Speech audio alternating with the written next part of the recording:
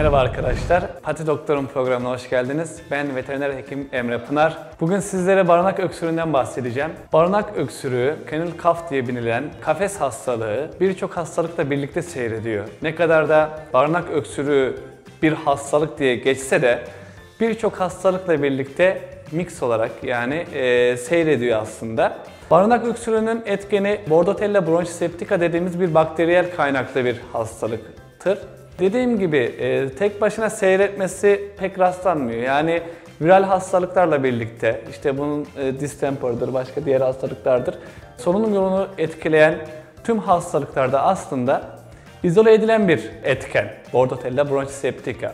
O yüzden tek başına başlı başına bir solunum yolu enfeksiyonuna yol açan bir hastalık da diyemiyoruz. Barınak hastalığı diye tabir edilen, barınakta yaşayan hayvanlarda ağırlıklı olarak saptandığı için ismi böyle çıkmış, böyle kalmış diyelim. Bu hastalığa daha çok yavru köpekler tabii ki ve yavru kediler de olmakla birlikte solunum yoluyla yine bulaş olmakta ve oldukça yaygın, bulaşma olasılığı yüksek hastalıktır.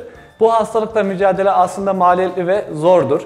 Çünkü bunun sebebi işte hayvanların bir arada yaşaması, işte barınak ortamındakinden bahsediyoruz aslında. Yavruların özellikle bir arada yaşamasıyla alakalı birbirine bulaştırma olasılığı da oldukça yüksek. Bu gibi durumlarda işte semptom olarak ilk başta nelerle karşılaşırız, ne gözlenir klinik semptom dediğimiz. Klinik semptomlarda ilk başlarda normal bir burun akıntısı, sonrasında işte kopurulent veya purulent akıntı dediğimiz irinli akıntılarla seyredebilir. Daha sonrasında işte öksürük başlar ve ciğerler artık etkilenmeye başlamıştır. İşte biz buna pnömoni deriz. Artık dillerde ve burun dokularında siyanoz dediğimiz morarma tarzında oluşumlar başlar. Tedavisi işte mümkündür, aşısı mevcuttur. Aşıda aslında bulaşmayı önleyebiliriz.